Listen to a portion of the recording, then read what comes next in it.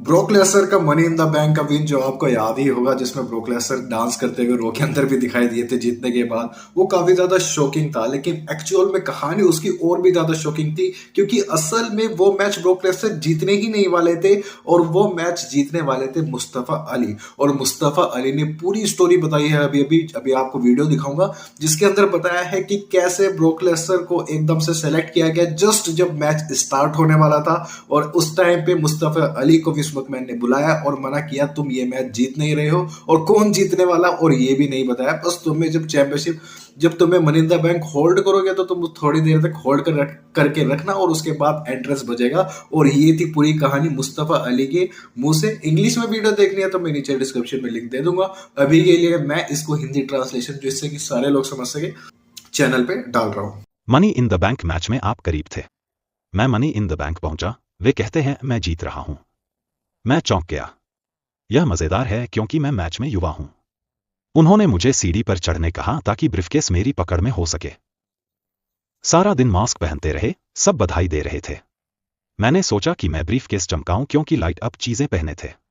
Match शुरू होने वाला है और एंट्रेंस भी शुरू हो चुके हैं। बैरन कॉर्बिन अपना एंट्रेंस बना रहे हैं, उनकी संगीत मेरे दिमाग में गूंज रही है। मैं लाइट अप मास्क, चमकती जैकेट और पल्सेट दस्ताने पहनकर तैयार हूं। जेमी नोवो आते हैं और कहते हैं कि बॉस आपसे बात करना चाहते हैं। मैं अनुमति देता हूं। वहीं विंस छोटे चीतर्स में ऊपर देख रहे हैं और कुछ कह रहे हैं। मैं आता हूं, मेरा गोरिल्ला अंधेरा।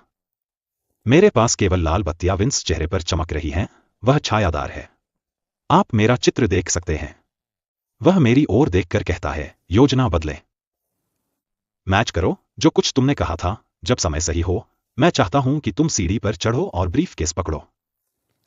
कोई बाहर आने वाला है, मैं चाहता हूं कि तुम ब्रीफकेस पकड़ो और चेहरे पर सिर्फ सदमा हो। वह दौड़कर आएगा, सीढ़ी उल्टा करेगा, तुम रहोगे। समझे?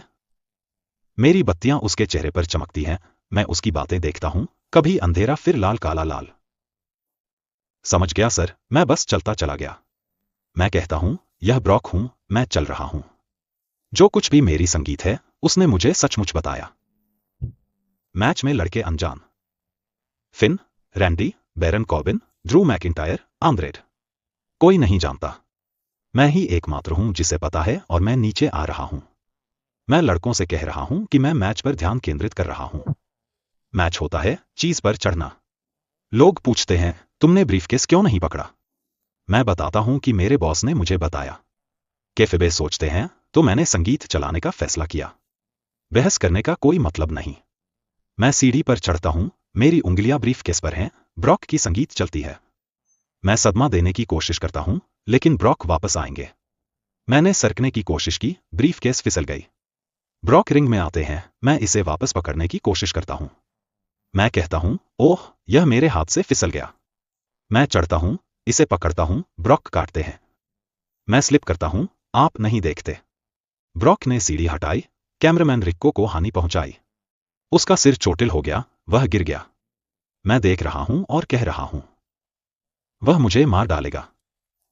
मुझे उम्मीद है रॉक की रहस्यता नष्ट नहीं हो रही, लेकिन जब प्रोफेशनल रिंग जाता हूं, विरोधी पूछता है, बच्चा तैयार हो? फिर कहता है, धीरे, 1, 2, बस।